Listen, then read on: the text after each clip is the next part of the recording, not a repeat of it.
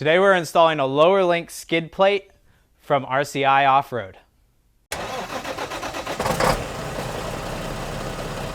Welcome to Snail Trail 4x4. If you like building Toyotas and going off-roading, then this is the channel for you. Hit that subscribe button down below. Today we're going to be installing this Lower Link skid plate from RCI Off-road. The benefit of this skid plate is so when you're driving over gnarly rocks and you have actually a rock dragging along your frame or on your Rocksliders, then when it comes to the link section, it's going to go up and over that link, and it's not going to damage your link at all and not hang you up. What we have to do today is we actually have to support the axle underneath. We chalk to the front of the tires so nothing's going to move. Now we're going to pull a bolt out of that lower link, the one up along against the frame, and we're going to put this up into place. So here we are getting out. The bolt's almost all the way out. I'm just going to loosen it a little bit more. Oh, there it goes. Cool. So yeah, it just drops down a little bit, drops down to be level. Maybe the e-brake is holding up just a hair, but that's really all we need. Now what we're going to do is we're going to put the plate over the top. Can't slide it in from the front, so we can push that all the way through, and that's really about all we need to do. Now what we're going to do is we are going to mark these holes up here in the front. So we're running into a problem with these C4 Fabs Rocksliders. It won't let it go all the way up to the frame, and there's a really big gap. Like I can fit that whole head of the Sharpie underneath that. So the bolts that are supposed to go up through this and into the frame aren't going to work. So what we're actually going to end up doing is we're going to cut the C4 Fab Rocksliders. All right, here we go.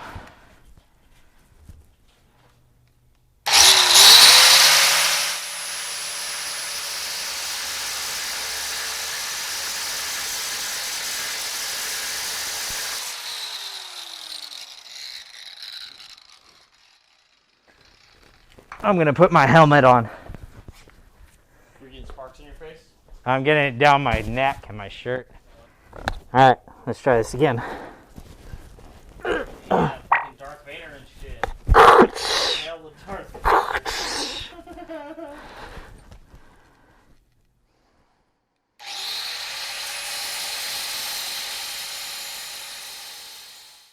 All right, so after we cut off this bottom bracket just a hair, just kind of cut the bottom lip off of it so that this can fit up into place. It actually changed the hole position by, maybe a 3/8 of an inch, center to center-ish. And so we put this up and remarked it, and now we're going to drill these holes out to a 1/4 inch. So I'm going to do a solid punch on these, and then we're going to drill these out. I'm going to do a 1/8 first, and then we're going to do the 1/4.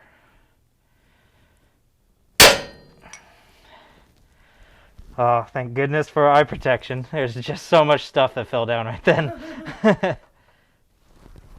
All right, now we're drilling this out to the 1/4.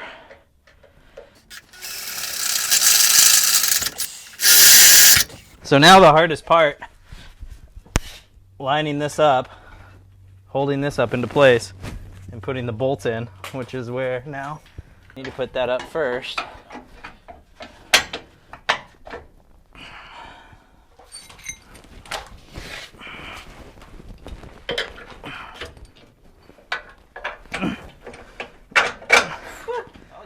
Woo! We're now trying to figure out how to get this link just a little bit forward. This is the reason you really want to lock down everywhere that you're supporting the vehicle. With us holding it here and chalking the front, we're about, I don't know, maybe a 1/16 off from the bolt going through all the way. Let me see if I can spin this around. So you can see we're just barely off in this hole right here. So we've got to push somehow, get the link farther forward. So that the bolt lines up into that hole. So that's what we're trying for right now. Then once we get that up, we push that up, bolt it all together, this side's done.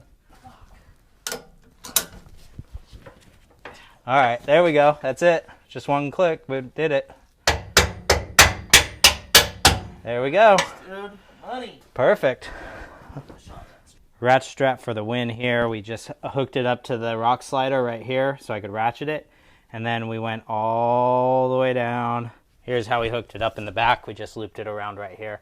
Just enough to give it a little bit of a grip. We didn't need to pull it very hard. We just needed to pull it just a little bit forward to make it line up. RCI provides you with self-tapping bolts that should grab right up and into the frame.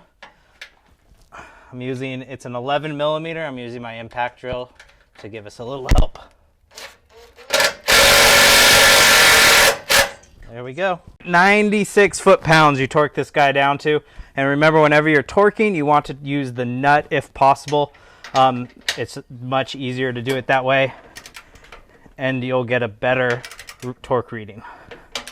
Woohoo! This is getting up there.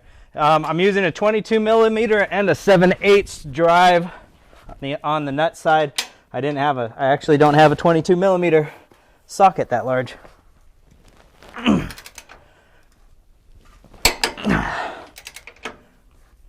There we go. 96 foot-pounds.